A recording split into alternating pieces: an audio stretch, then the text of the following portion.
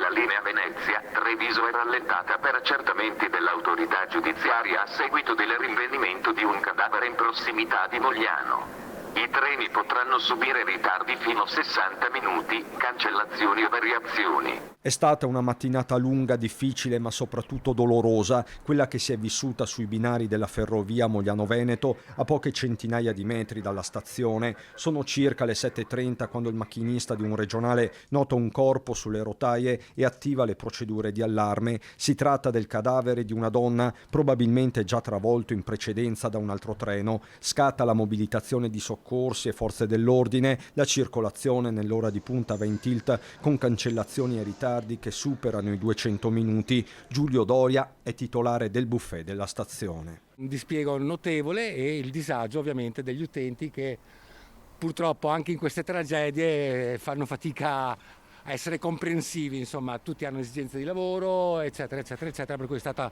impegnativa, insomma. L'effetto domino riguarda i treni regionali ma anche la linea dell'alta velocità, in particolare il Frecciarossa Gorizia-Napoli. Alcune corse vengono dirottate su Castelfranco, saltano le fermate per Mestre, sono istituiti dei bus sostitutivi e mentre intorno c'è il caos, sul luogo del ritrovamento le operazioni di identificazione sono complicatissime a causa anche dello stato del cadavere.